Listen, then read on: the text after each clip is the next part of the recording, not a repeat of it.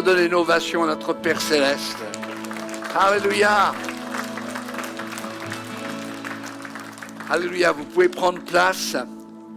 Bienvenue ce matin à EVF, Église Vie et Foi. Et pour ceux qui nous suivent sur la chaîne YouTube, soyez les bienvenus. Si vous êtes dans votre salon, si vous êtes malade, vous êtes couché, eh bien, Dieu a quelque chose pour chacun d'entre nous ce matin. Qui croit que Dieu a quelque chose pour lui ce matin? Ouh là là! Eh bien, on va distribuer tout ce que Dieu a et on va le recevoir. Amen. Merci au Seigneur. Ce chant me parle beaucoup, Abba Père, parce que je ne peux plus dire à mon papa charnel, terrestre, bonjour papa, au revoir papa, parce que lui, il est déjà arrivé. Mais par contre, dans la difficulté d'un vide, lorsqu'on perd quelqu'un, le Père Céleste est toujours à côté de nous. Et il faut que nous puissions le connaître comme Père Céleste. Je voudrais vous inviter à regarder un texte avec moi dans l'évangile de Matthieu, au chapitre 16, versets 13 à 17. Portez toute votre attention sur ce texte. Il est dit ceci. Jésus étant arrivé dans le territoire de Césarée de Philippe, demanda à ses disciples, c'est-à-dire au groupe qui le suivait, « Qui dit-on que je suis ?» Est-ce que vous voulez le dire à haute voix? Qui dit-on que je suis? Moi, le Fils de l'homme. Et voici ce qu'ils ont répondu. Ils répondirent, les uns disent que tu es Jean le Baptiste, les autres Élie, les autres Jérémie, ou l'un des prophètes. Et écoutez où est-ce que Jésus veut en arriver. Et vous qui êtes avec moi, vous, leur dit-il, qui dites-vous que je suis? Simon-Pierre répondit, après certainement un certain silence. Ils n'ont pas voulu répondre tout de suite. Pierre répondit, tu es le Christ, le Fils du Dieu vivant. Et Jésus, reprenant la parole, lui dit ceci, quelque chose de merveilleux. C'est ce qui va vous arriver ce matin si vous faites la même réponse. Tu es heureux, Simon, fils de Jonas, car ce ne sont pas la chair ni le sang qui t'ont révélé cela, mais c'est Abba, mon Père, qui est dans les cieux. Et tout le peuple de Dieu dit Amen à cette écriture. Vous savez, il y a des questions que nous nous posons dans les temps où nous vivons.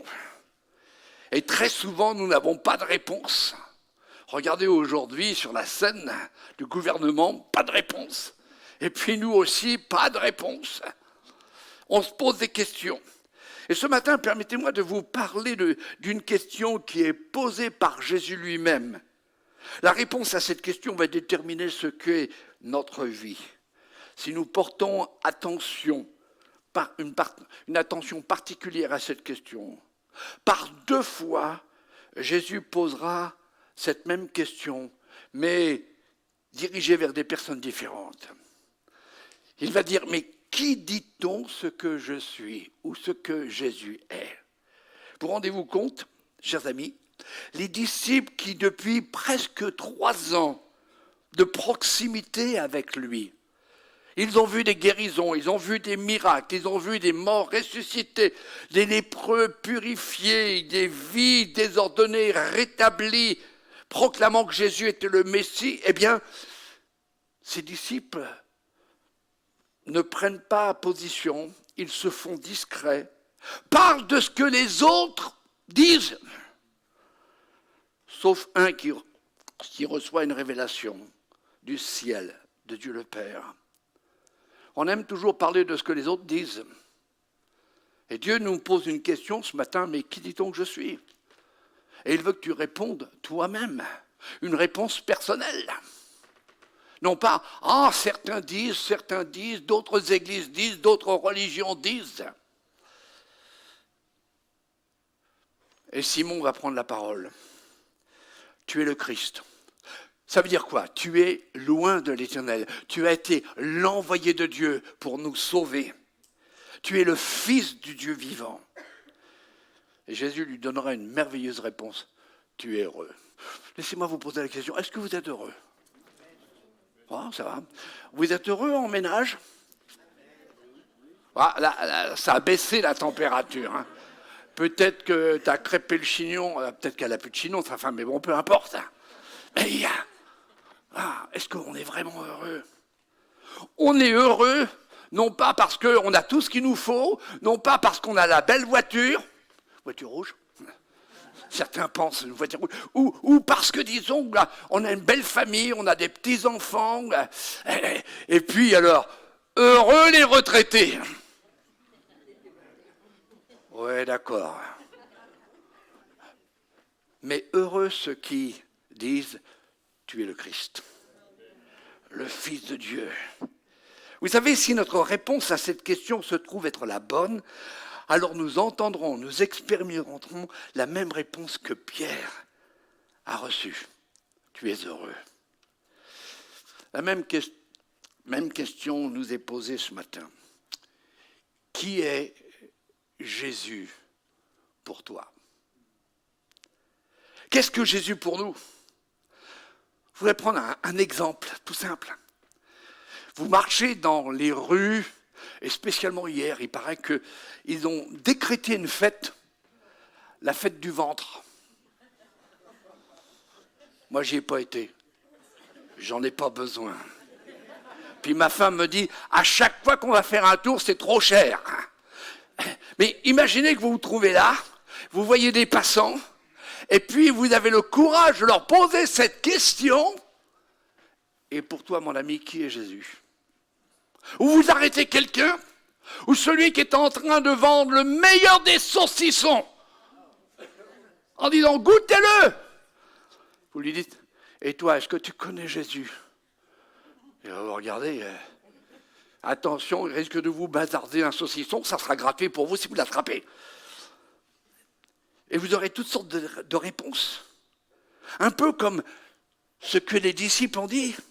Certains vont dire, oh, c'est un prophète. D'autres diront, c'est un sage. Oh, quelqu'un de bien. Peut-être quelqu'un dira, oh, c'était un philosophe. Peut-être d'autres diront, ah, il était quand même particulier. Puis d'autres auront même le courage de dire, bah, c'était un fou. Puis d'autres diront, je ne sais pas vraiment. Alors quelqu'un, on a dit qu'on l'a mis sur une croix parce qu'il dérangeait les Romains et les religieux de son temps. Puis quelqu'un dira, c'est quelqu'un qui déclarait l'amour, qui participait, qui donnait l'amour. Puis l'autre dira, ah non, peace and love. Certains pensent que c'est un roi, un messager de Dieu, appelé le Fils de Dieu, un sauveur, un libérateur. Qui c'est? Alors, un libérateur qui s'est laissé enchaîner. Ça, c'est quand même incroyable. Il s'est laissé fouetter. On l'a frappé, on lui a arraché la barbe. Et toutes ces réponses, pour le Seigneur, sont évasives, parce que personne ne donne la vraie réponse, ou plutôt une réponse personnelle, qui découle d'une rencontre personnelle, qui provient d'un entretien personnel, d'un dialogue personnel, d'une écoute personnelle. Il y a un homme politique il y a quelque temps, et je ne nommerai pas son nom, qui a répondu à une question assez étrange. Voici cette question. Monsieur, sans nom, quel homme aimeriez-vous inviter à votre table? Et il va répondre d'une façon étrange, surprenante. Il dira, Jésus. Et il s'explique, un homme qui est venu sur cette terre, il y a plus de 2000 ans, un homme qui a chamboulé la vie de beaucoup, un homme qui, avec un petit panier pique-nique, a nourri 5000 personnes, 5000 hommes, sans compter les femmes et les enfants. Et à l'époque, il y avait beaucoup d'enfants, et il n'y avait pas encore les allocations familiales. Un homme que l'on a tué en le clouant sur une croix. Puis on a dit qu'il était ressuscité. Et aujourd'hui encore, on parle de lui. Un tel homme qui a un impact dans le monde entier aujourd'hui, c'est ce genre d'homme que j'aimerais avoir à ma table. Waouh! Et vous? Et toi, mon ami, et moi, est-ce que Jésus a un impact sur ta vie, sur ma vie, sur notre vie? Est-ce que sa vie t'a marqué au plus profond de ton cœur? Et toi, ce matin, qui es invité par quelqu'un, et toi qui es chrétien, fréquentant régulièrement une église, qui est Jésus pour toi? Est-ce que le nom de Jésus te dit quelque chose? Est-ce quelqu'un dont tu as entendu parler uniquement? Peut-être tu as lu certaines choses à son sujet. Est-ce que tu as, pour cet homme, pour ce personnage, le courage de t'approcher de lui pour le connaître personnellement? Vous savez, on peut connaître quelqu'un parce qu'on a entendu parler, parce qu'on l'a vu à la télévision, on a vu que c'était un superbe héros dans un film. Mais on dit, je le connais. Non, on ne le connaît pas, on l'a vu simplement. Mais connaître quelqu'un parce qu'on a eu un contact personnel. Bien des gens dans la Bible ont voulu le connaître, bien plus que ce qu'on en disait. Je vous présente un personnage qui peut-être nous intéresse pas trop. Il était le chef des percepteurs. Vous aimez les impôts? Mais il faut payer nos impôts. Il s'appelle Zachée. Et Jésus passe par Jéricho. Et la Bible nous dit qu'il fallait qu'il passe par Jéricho. Et Jéricho était là, la ville des palmiers. Et ce chef des percepteurs, chef des publicains, est monté sur un arbre pour voir qui était Jésus. Et quelle rencontre! Il a expérimenté. Jésus, sans forcing, sans pression, s'est invité chez lui. Il y a eu un changement radical qui s'est opéré dans la vie de cet homme. Jésus désire descendre dans ta maison. Nous avons chanté, je suis choisi, je suis établi, je suis enfant de Dieu. Mais est-ce que Jésus est vraiment dans ta maison? Puis il y a un autre homme qui, pourrait cataloguer de rêveur. Ça vous arrive de rêver? À quoi vous rêvez en ce moment? Aux Bahamas? Peut-être que vous rêvez d'être libéré de telles difficultés, de tels problèmes de santé. Et lui, il rêvait. La Bible lui donne le nom parce qu'il s'appelle Nathanaël. Et Nathanaël veut dire don de Dieu. Et il avait un ami. Et figurez-vous que cet ami, c'était un disciple de Jésus. Et puis plus tard, cet ami deviendra un évangéliste, Philippe. Et cet homme rêvassait sous un arbre et réfléchissait au royaume céleste. Et voilà que Philippe vient le voir et lui dit, écoute, nous avons trouvé le Messie, ce que les prophètes ont prédit, ils ont prédit sa venue, il est arrivé. C'est Jésus de Nazareth. Et lui dit, Nazareth, qu'est-ce qu'il y a de bon de cette ville? Alors peut-être certains sont là, je suis dans une église évangélique d'Anfreville, mais Anfreville, qu'est-ce que Anfreville peut m'apporter? Vous connaissez la réponse. Philippe, il ne va pas par 4 chemins. 2 mots. Viens et voilà. C'est-à-dire, approche-toi de lui, écoute ce qu'il a à te dire. Laisse-le pour un moment entrer dans ta vie. Et Nathanaël accepta. Et il entendit. Quand il a vu Jésus, quand il s'est approché de Jésus, Jésus lui a fait un compliment inouï. Qu'est-ce qui aime les compliments ici? Oh, les médiocres. Moi, j'aime qu'on me fasse des compliments. Ma femme, elle me fait des compliments. Alors moi, je lui en fais beaucoup plus qu'elle, mais bon. C'est normal, c'est mon romantisme. Mais savez-vous que Dieu, ce matin, veut vous faire un compliment? Il veut te dire, tu es beau, tu es belle.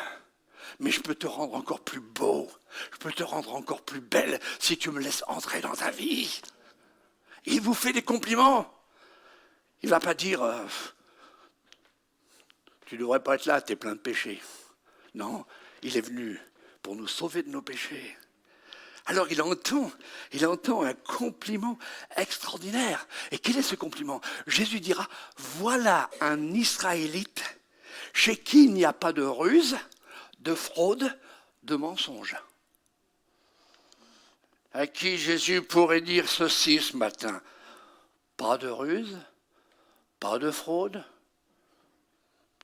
des activités au noir, pas de mensonge. Et il dira, comment me connais-tu? Et Jésus dira, je te connais parce que je t'ai vu avant que Philippe, ton ami, t'appelle. Tu étais sous le figuier. Waouh! Mes amis, Jésus vous connaît tel que vous êtes. Vous ne pouvez rien lui cacher. Il sait à quoi vous pensez, ce que vous cherchez, ce dont vous avez besoin. Il connaît particulièrement votre situation. Pourquoi ne pas l'écouter? Pourquoi ne pas s'approcher? Mon père, qui est dans la gloire, me racontait un jour ce témoignage extraordinaire. Dans l'église, il y avait un homme de la religion musulmane qui était venu. Et bien sûr, les musulmans croient que Jésus est un prophète. Mais il est plus qu'un prophète. Il est celui qui est mort pour nous. Il y a très peu de prophètes, ou même pas du tout de prophètes qui soient morts pour nous. Mais Jésus, lui. Et puis, vient le moment de l'appel. Et dans son cœur, il dit, oui, j'aimerais bien connaître Jésus, de ce que le prédicateur dit. Et puis, il hésite. Et le prédicateur descend l'estrade et va le voir. Il dit, écoute, mon ami, invite-le simplement pour 24 heures. Et tu vas voir la différence. Et l'autre répond, 24 heures, mais j'ai toute la vie devant moi. Pas si sûr, répond. Invite-le pendant 24 heures. Et le lendemain, il avait rendez-vous avec le pasteur pour voir. Et quand il voit ce musulman venir, il allait lui dire, comment vas-tu? Comment ça s'est passé ces 24 heures? Et l'autre va le devancer. Est-ce que je peux l'avoir encore pour encore 24 heures? Tellement que Jésus change notre vie. Laissez-moi vous dire, croire ce que Jésus est apporte un véritable changement. Lorsque nous croyons vraiment que Jésus est Seigneur, alors notre façon de vivre change, notre façon d'aimer change, notre façon de parler change, notre façon d'agir et de réagir change. On ne regarde plus les mêmes choses. Notre regard est purifié, lavé. S'approcher de lui, s'approcher de Jésus, le connaître, c'est connaître Dieu. Il y a un homme qui haïssait les chrétiens et qui avait le pouvoir de les mettre en prison et même de les mettre à mort, a été rencontré par Jésus lui-même sur un chemin de violence, de cruauté. Et le fait d'avoir cette rencontre, sa vie a été transformée. De Saul de Tarse, il est devenu Paul. D'un persécuteur, il est devenu persécuté. Vous savez, lorsque nous sommes convaincus que Jésus est le Fils de Dieu, envoyé pour mourir à notre place, qu'il a accepté la colère de Dieu, le châtiment sur lui, pour que nous vivions la grâce, le pardon de Dieu, notre vie change. Nos pensées changent, nos attitudes changent. Connaissons-nous vraiment Jésus d'une façon personnelle et expérimentable? Est-ce que vraiment on connaît Jésus? Jésus est plus qu'un réformateur, il est celui qui transforme les vies. La Bible dit, il nous a appelés des ténèbres à son admirable lumière. Jésus est beaucoup plus qu'un révolutionnaire. Les Juifs pensaient qu'il allait amener la révolution et mettre les Romains dehors, mais il est celui qui veut et bouleverser le cours de notre vie, changer notre destin, notre destinée. Jésus est plus qu'un pacificateur. Il est celui qui veut mettre sa paix dans nos vies, non pas comme le monde donne ou propose, mais une paix qu'aucune tempête ne peut renverser ni troubler. Jésus est plus que quelqu'un de bien. Il est le don de Dieu, le cadeau de Dieu. Jésus est beaucoup plus qu'un message moralisateur. Il est lui-même le message de la vie. Peut-être que dans votre esprit flotte un épais brouillard et vous ne savez pas vraiment qui est Jésus. Qui est Jésus? Laisse-moi te dire, mon ami, Jésus est un vrai gentleman. J'aime à le dire. Jésus est un vrai gentleman. Pourquoi? Parce qu'avant d'entrer chez toi, il frappe à la porte. Et il dit, je frappe à la porte de ton cœur si tu veux vraiment m'ouvrir. Il ne va pas forcer. L'ennemi de notre âme force, enfonce les portes. Mais Jésus, lui, il frappe. Et dit, si quelqu'un entend ma voix et qu'il m'ouvre la porte, alors j'entrerai. Écoutez bien, c'est merveilleux. Je souperai avec lui. Vous allez avoir Jésus à votre table. Et vous serez à la table de Jésus, la table de toutes ces bénédictions.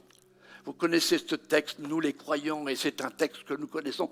Jean 3,16, car Dieu a tant aimé le monde qu'il a donné son Fils pour que personne ne périsse, mais en croyant qu'il est le Fils de Dieu et la vie éternelle.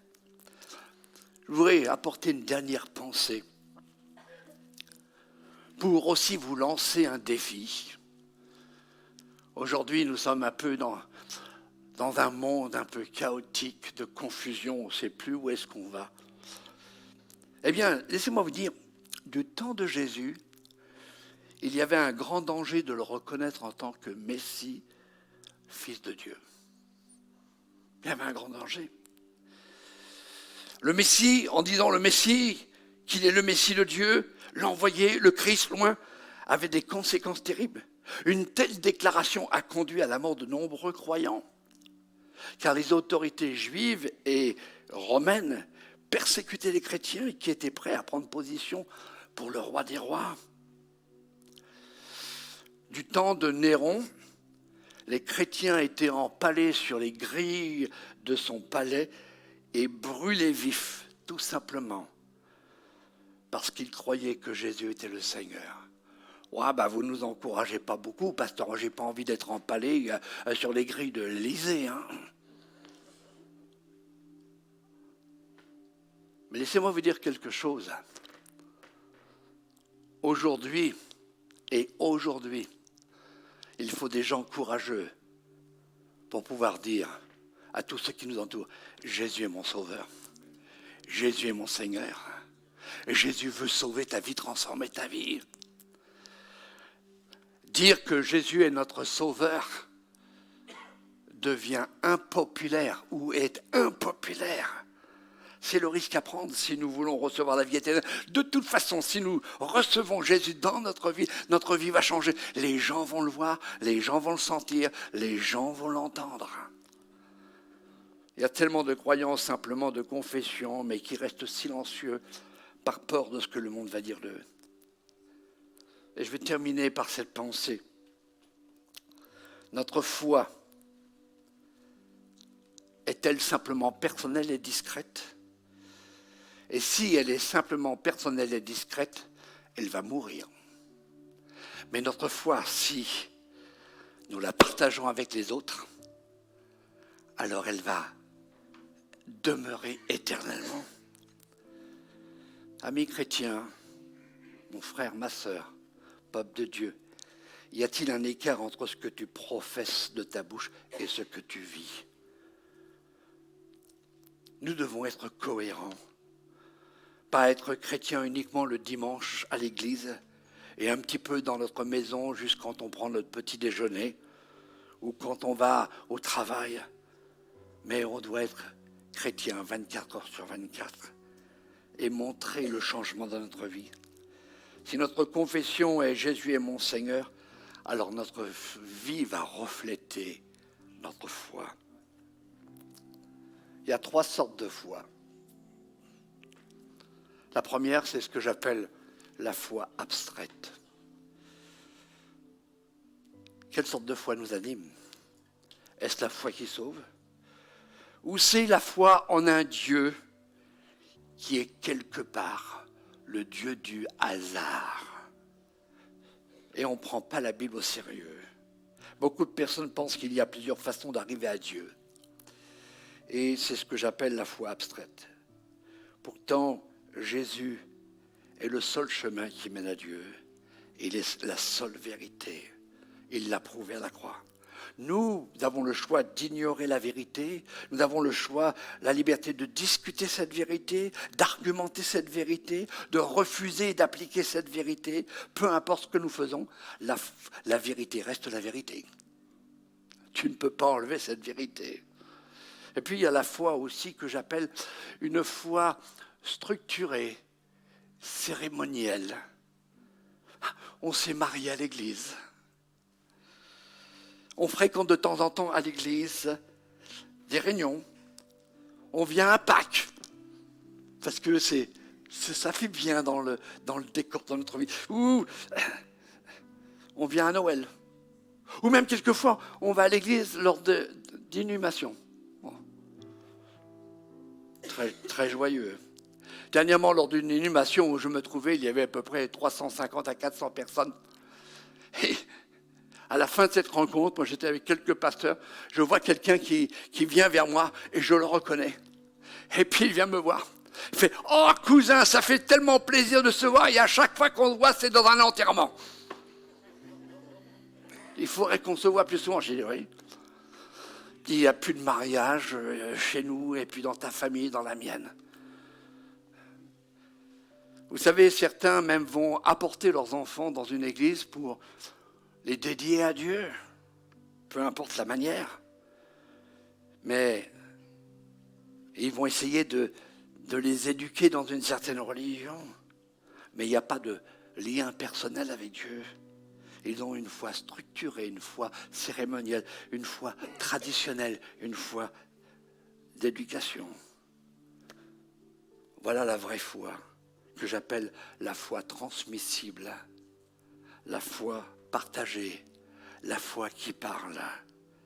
Et Paul dira dans 2 Timothée, il rendra grâce à cette foi qui se trouve à Timothée. Et je vous lis ce texte, je rends grâce à Dieu que mes ancêtres ont servi et que je sers avec une conscience pure de ce que nuit et jour je me souviens continuellement de toi dans mes prières, gardant le souvenir de la foi sincère qui est en toi, qui habite d'abord dans ton aïeul Loïs et dans ta mère Eunice, et qui, j'en suis persuadé, habite aussi en toi. Parents, est-ce que vous transmettez la foi à vos enfants? Est-ce que vous priez avec eux? Peu importe, dès leur plus jeune âge, est-ce que vous ouvrez le Saint-Livre? Alors peut-être une Bible imagée.